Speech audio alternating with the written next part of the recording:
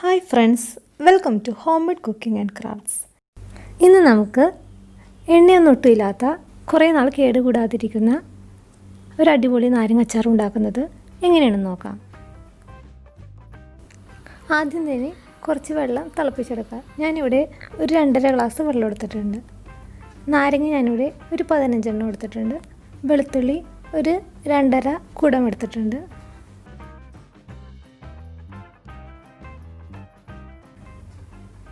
നാരങ്ങ ഞാനിവിടെ ഒരു 8 കഷ്ണമായിട്ടാണ് ഒരു നാരങ്ങ മുറിച്ചിരിക്കുന്നത്.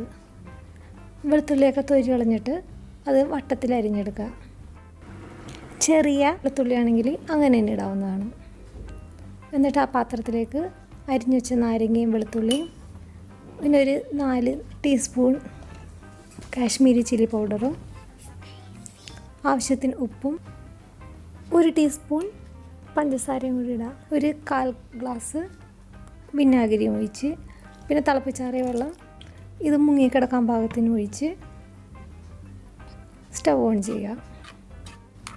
എണ്ണയൊട്ടും ഇല്ലാത്തതുകൊണ്ട് തന്നെ കുറേ നാൾ ഫ്രിഡ്ജിലൊന്നും വെക്കാതെ തന്നെ കേടുകൂടാതിരിക്കും.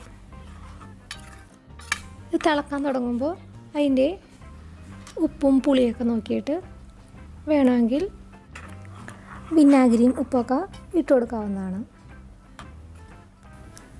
ഇടയ്ക്കിടയ്ക്കൊക്കെ ഇളക്കി കൊടുത്താൽ മതിയാവും.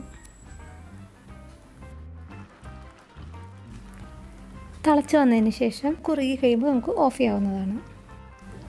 തിളച്ചതിന് ശേഷം ഒരു 5 മിനിറ്റോളം ഒന്ന് കുറുക്കിയെടുക്കുക. എന്നിട്ട് അതിലേക്ക് ഒരു 1/4 ടീസ്പൂൺ കായപ്പൊടിയും ഒരു 1/4 ടീസ്പൂൺ ഉലുവ വറുത്തിട്ട് പൊടിച്ചെടുക്കുക.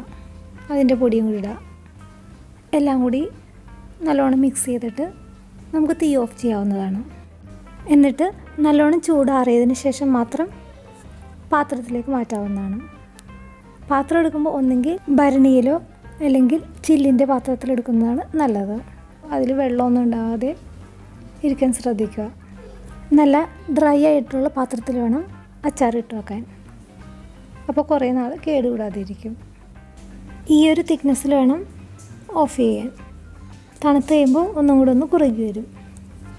പിന്നെ സ്പൂൺ എടുക്കുമ്പോൾ അതിലും നനവുണ്ടാകാതെ ശ്രദ്ധിക്കുക. പിന്നെ അതിൽ സ്പൂൺ ഇട്ട് വെക്കരുത്. ഇങ്ങനെയൊക്കെ ശ്രദ്ധിക്കുകയാണെങ്കിൽ കുറേ നാൾ കേടുകൂടാതെ അച്ചാറിരിക്കും. എടുക്കുമ്പോൾ മാത്രം സ്പൂണിലിട്ട് എടുക്കാം. തണുത്ത് കഴിയുമ്പോൾ കുറച്ചും കൂടി ഒന്ന് തിക്കായിട്ട് വരും. അച്ചാർ കഴിക്കാൻ എടുക്കുന്ന പാത്രത്തിൽ നമുക്ക് കുറച്ച് പച്ച വെളിച്ചെണ്ണ ഒഴിച്ചാൽ സൂപ്പറായിരിക്കും. അത് നമുക്ക് എടുക്കണ പാത്രത്തിൽ മാത്രം ഒഴിച്ചാൽ മതി. അച്ചാറിൻ്റെ കുപ്പിയിൽ ഒഴിച്ച് വെക്കരുത്. ഈ ഒരു കുപ്പിയിൽ നിറച്ചുണ്ട്. അധികം മസാലകളൊന്നുമില്ലാത്ത ബീഫ് ഫ്രൈയും കഷ്ണങ്ങളൊന്നുമില്ലാത്ത മോരുചാറും ക്യാബേജും അച്ചാറും കൂടി ചോറിൽ കൂട്ടി കഴിക്കാൻ ബെസ്റ്റ് കോമ്പിനേഷനാണ്. ബീഫ് ഫ്രൈയും മോരുചാറിൻ്റെയും റെസിപ്പി ഞാൻ ഇതിനു മുമ്പ് ഇട്ടിട്ടുണ്ട്. കണ്ടിട്ടില്ലാത്തവർ അതും കൂടി ഒന്ന് കണ്ടു നോക്കൂ.